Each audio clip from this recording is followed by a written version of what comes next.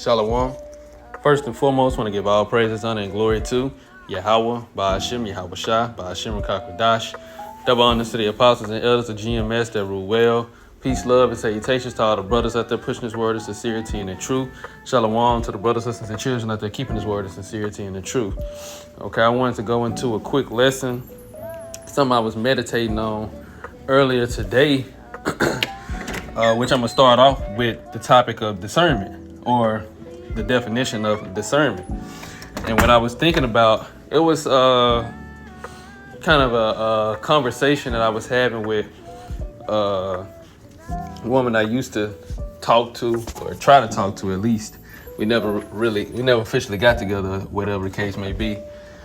But after talking to her, or kind of like while I was talking to her, I was gauging her mindset, because of course, as times get closer and closer, and these women are getting more and more lonely, because they realize that this world, the dating market that they thought was going to always be there and always going to have available options, well, the options that they have to choose from is not what they want, and with this particular one, she said that out her mouth. She just turned another age. She just had a birthday pass, and she thought that at the age that she just turned, she was going to at least have a solid relationship with somebody, and thinking and moving towards having kids, within the next 2 years, because Eve still got their mindset on Babylon the Great America. And, like I said, I'm just listening because I'm gauging, using discernment. I'm gauging what she's saying and or more so her mindset. That's what I'm gauging, her mindset. And to see if reality done really started whooping her into the right mindset. That's really what I'm gauging, And I'm gonna tie this into where Matthew chapter 25, where Yahweh gave the parable about the 5 wise virgins and the 5 foolish virgins. So anyways, I'm listening to what she's saying and what she's thinking, but then I have another conversation with her the next day or the day after that. I can't remember. Might have been 2 days later. It was a couple of days. It was a couple of days after that I have another conversation with her. And, I'm seeing where she going, or not seeing where she going. She telling me, what she doing that day and where she going or whatever the case may be. And most of it is still, and I'm talking about in her, her available time, is still in the world. And she's not trying to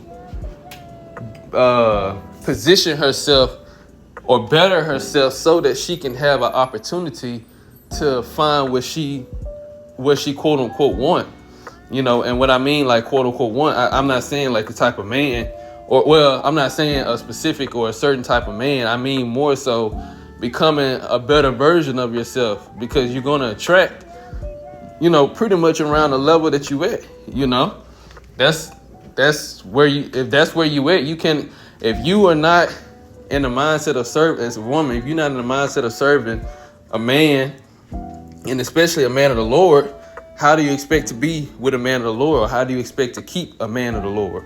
And for a man of the Lord, if you want a woman, or if you expect to have a woman to serve you, why would you want to have a woman that's not in that mentality, that's not trying to live up to the standard which you set? Because the standards that we set is all standards of Yahweh Ba'ashim Yahweh Shah.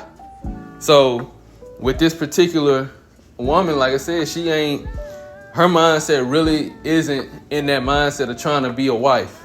I say it like that, just to make it simple. She's not in the mindset of trying to be a wife.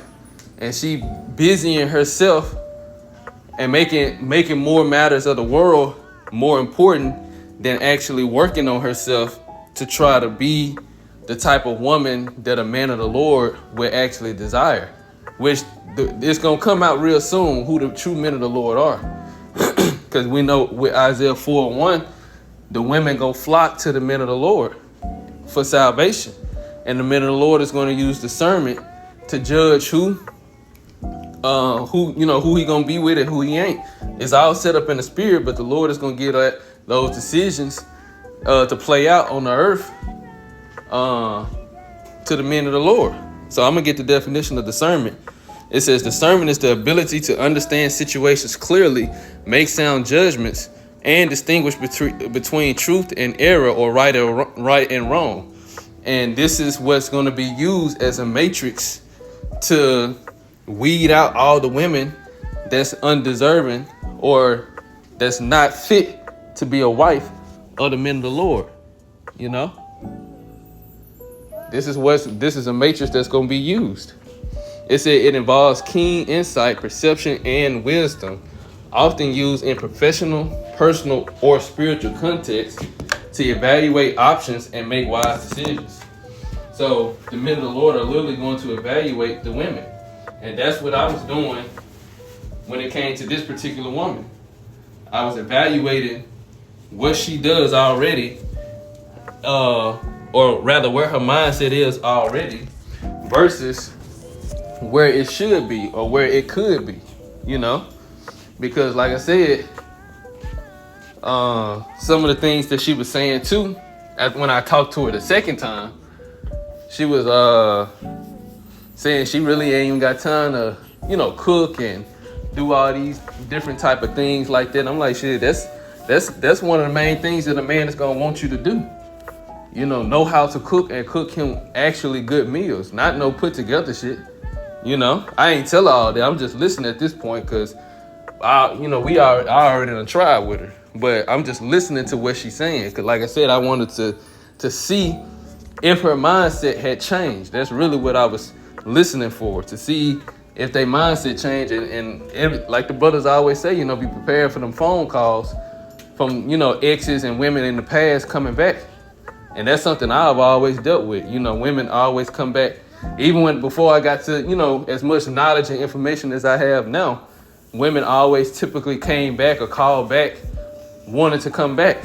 So, like I said, with this particular woman, she say she wanted, the husband, she want that life where she have children, this, that, and the third, but you not positioning yourself to be in that. So how can you expect to get the type of life you want with a good man if you're not doing the work to attract or to try to be the type of woman that man would want? This is what I'm thinking while I'm listening. And she don't even know the times we living in. She's not aware. So when the time come and everything go down and she try to make her move to be like, hey, can I be with you? The answer would be no, because you have already been engaged and I'm seeing where your mind is. So I'm gonna get some of these examples, or rather I just get the synonyms. It says judgment, the ability to make considered decisions. And this is what the men of the Lord is going to be using. Wise judgment, wise counseling. You ain't gonna just take in any woman just because she look a certain way or she got certain features. The only women that's gonna be saved are the women that's been making that transition. And that know how to serve a man of Yahweh Shem Yahushua. They're compatible. Perceptiveness, quick understanding of things. Insight, deep understanding. Sagacity, is that how you pronounce it? I think that's how you pronounce it. Let me see.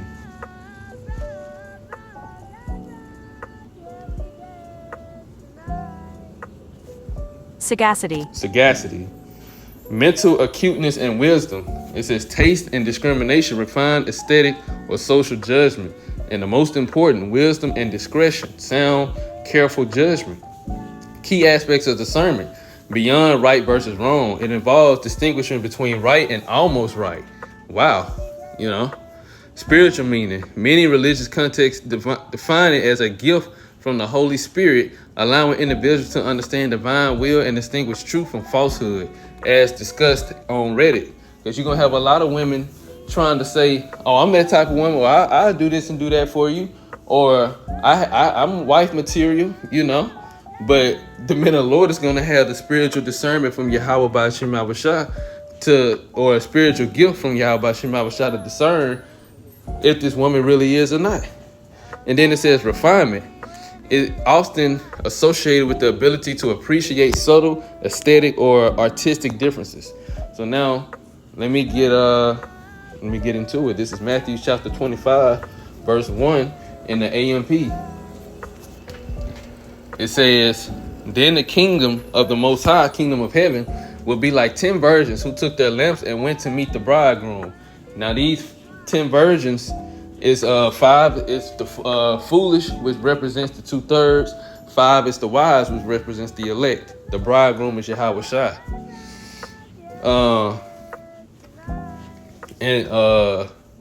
Right. 5 of them were foolish, thoughtless, silly, and careless, and 5 were wise, farsighted, practical, and sensible. The 5 wise, they already know what time it is, what's going on, and what's required.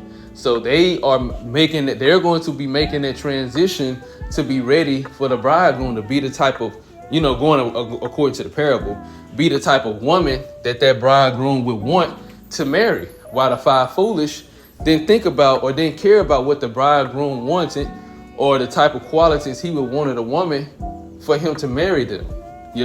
They didn't care. They only cared about self or what they had going on in the world. But how it translates to us in this truth, the 5 wise represents the elect, because we're transforming our lives through the spirit of Yahweh Shem Yahweh Shai, by keeping these laws, statutes, and commandments and constantly growing.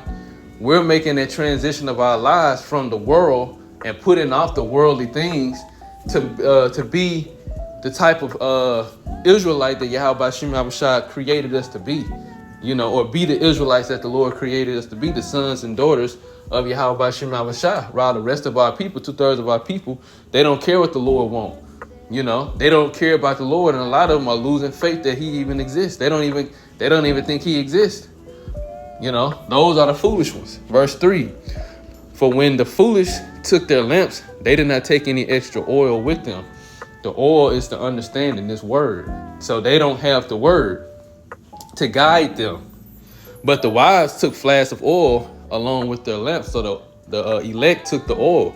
They have the wisdom, knowledge, and understanding on how to operate and how to behave, and how to think, the right mindset,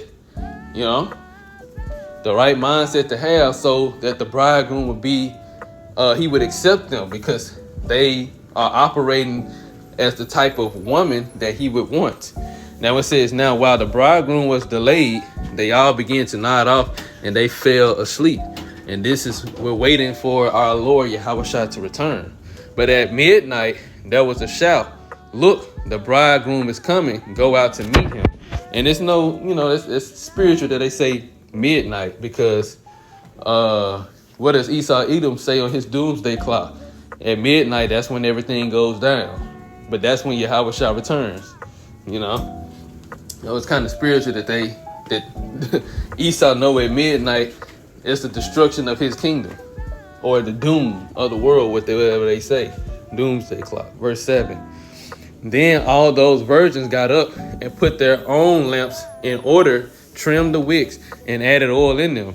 But the foolish virgins said to the wise, 'Give us some of your oil, because our lamps are gone out.'"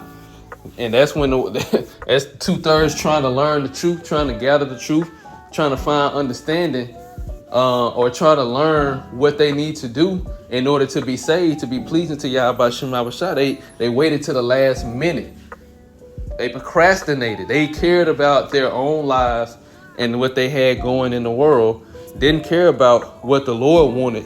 So at the last minute, when it was time to be, when everything was going down, judgment was happening, they are trying to find answers, but it's too late. This is Amos chapter 8, verse 11. "Behold, the days come, saith the Lord, Yahweh Shem Yahweh Shai, that I will send a famine in the land, not a famine of bread, nor a thirst for water, but of hearing the words of Yahweh Shem Yahweh Shai." So hearing the words of this truth. Eventually, this truth would not be accessible to anybody but those who have it already within them. And they, meaning the 2/3, those 5 foolish virgins that don't have the oil, shall wander from sea to sea, from the north even to the east. They shall run to and fro to seek the word of Yahweh Shem Yahweh Shai and shall not find it. In that day shall the fair virgins and the young men faint for thirst. So during that time, they're going to be losing their minds because they don't know what's going on. They don't know what to do, and they can't figure out or understand why God won't save them. They can't figure out why the Lord will not save them. But it's going to be too late for them to get an understanding. Now let me get one more precept and I'm going to go back.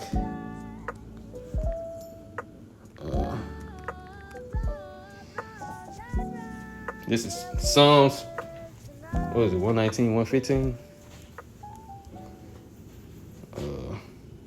Should have just read it right there. Okay, 119, 105. Psalms 119 and 105. Well, starting in 104. Through thy precepts I get an understanding. Therefore I hate every false way. Thy word is a lamp unto my feet and a light unto my path. So there's a direct precept to what those versions had. They had the lamp and they had the oil. The 5 wise had the oil that go into the lamp so that they can see how to maneuver, how to go, know how to walk. Verse 9, verse 8 again. But the foolish virgin said to the wise, give us some of your oil because our lamps are gone out. But the wise replied, no, otherwise there will not be enough for us or for you. 2, go instead to the dealers and buy oil for yourselves. Go where you was going, because there's going to be a lot of people seeking the men of the Lord. There's going to be a lot of women seeking the men of the Lord, a lot of men trying to seek the men of the Lord for understanding. And we ain't going to be able to, Lord willing, with that number, the elect men, Yahweh Shema Mashah, they're not going to be able to give you any understanding. They're not going to be able to teach you when the time is, when every situation or these situations going to be life or death that people are going to be in. Ain't got time to teach you and try to break stuff down to you and go into lessons. You ain't going to have time for that. Now is the time for salvation. So you're going to have to go find it elsewhere. And a lot of men, a lot of people not going to be in the vicinity of the men of the Lord to even access them. But if you are, you're not going to get the truth from the men of the Lord. The Lord got that already situated. So you got to go find it for yourself. And for the women, they're going to be turned around too. A lot of women going to be turned around. You're not going to be accepted. You're going to be rejected. Just like the people that's going to be searching for the men of the Lord. But while they were going away to buy oil, the bridegroom came, and those who were ready went in with him to the wedding feast, and the door was shut and locked. So you see, Yahweh said those who were ready, the elect, the ones who've been transforming and conforming to his ways to become the type of people or Israelites that the Lord has been looking for, that remnant. They've been making those transitions. Let me get another precept. Let me get it in this verse. So I get it. Let's see what the GNT actually say. It's Romans chapter 12, verses 1 and 2.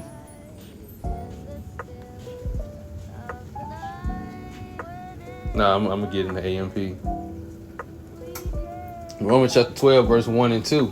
I appeal to you, therefore, brethren, and beg of you, in view of all the mercies of the Most High, to make a decisive dedication of your bodies, presenting all your members and faculties as a living sacrifice, holy, devoted, consecrated, and well-pleasing to the Most High, which is a reasonable, rational, intelligent service and spiritual worship. That's truly the way to serve Yahweh Shema Mashah. We make ourselves a living sacrifice and conform to his ways, no matter how painful it might be, no matter how unfair it might seem, how patient you got to be. This is a part of serving Yahweh Shema Mashah.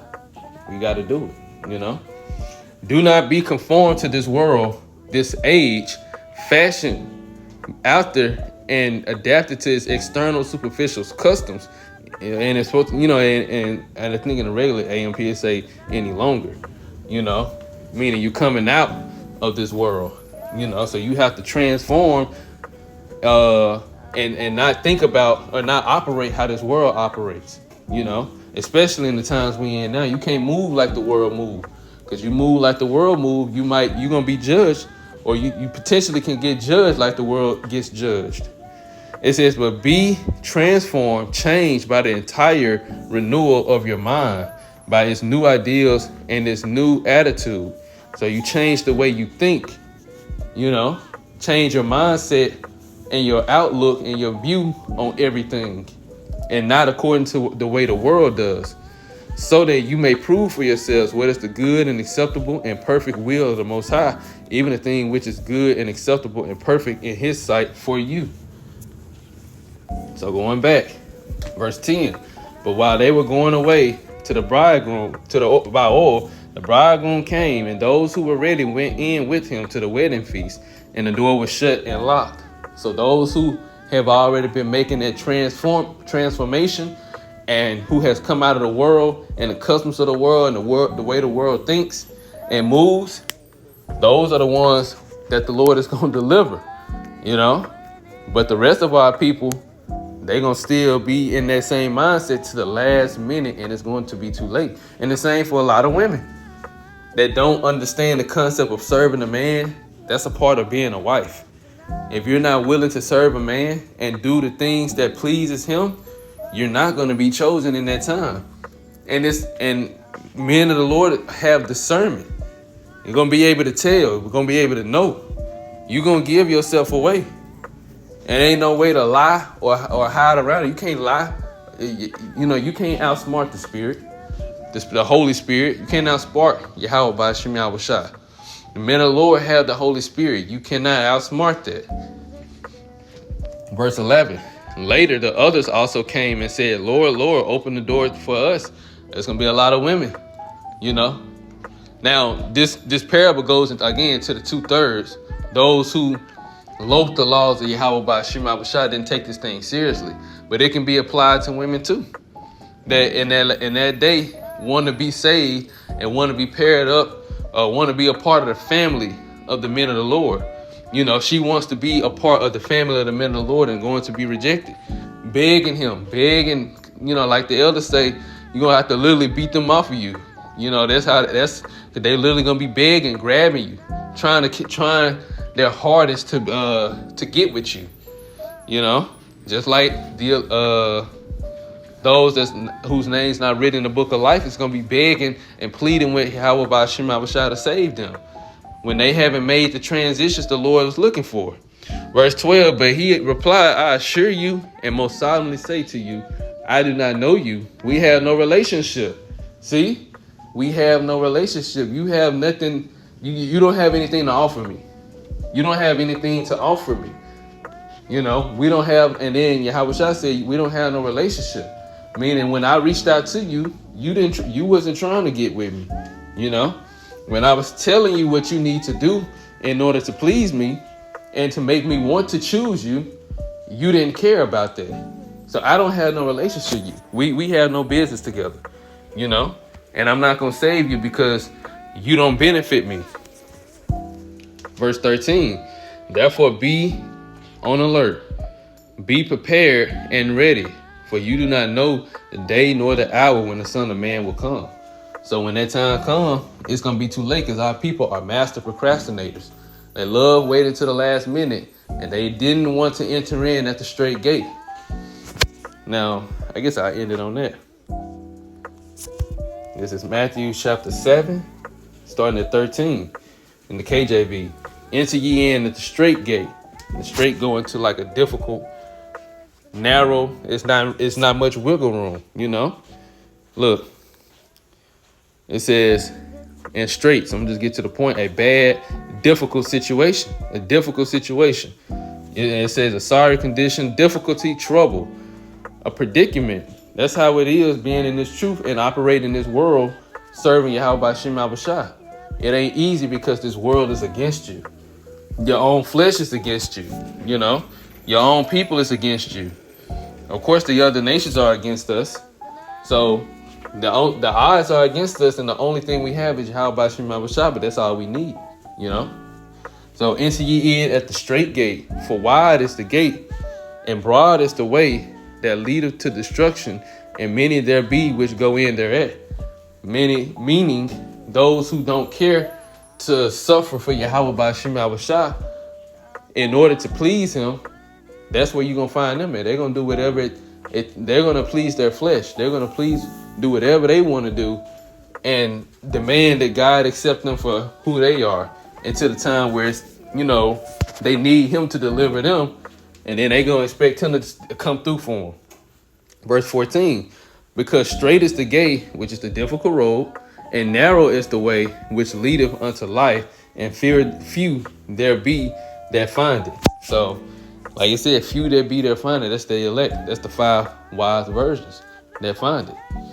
So, I just wanted to touch on that. Like I said, that conversation just made me think about that. I was contemplating on that this morning because, like I said, the first time I talked to her, since it had been a minute, she was all in the mindset of, saying like, this, that, and the third, this what you want, this ain't, and you can't find what you want. You telling me this because I know why you telling me. But when I'm examining you, that's the whole purpose of me examining you in the first place, because I know why you telling me. But when I examine your mindset and see the things that you do and the things that you're not doing, it doesn't please me. It doesn't make me be like, oh yeah, okay, I'm liking this. I'm liking this new version or this new mindset you have. Let's cultivate this. Let's continue to go in this path. I'm not getting that mentality. So if it ever boiled down to it, my answer is gonna be no. And it don't matter about the chemistry. It don't matter about how much we vibe. If you made me laugh, it don't matter about none of that at the end of the day. So Lord will is an edifying lesson. I want to give all praises and glory to Yahweh, by Hashem Yahweh Shai, by Hashem Rakakadash. Double honors to the apostles and elders, the GMS that rule well. Peace, love, and salutations to all the brothers out there pushing his word of sincerity and the truth. Shalom to the brothers, sisters, and children out there keeping his word of sincerity and the truth. Until next time, shalom.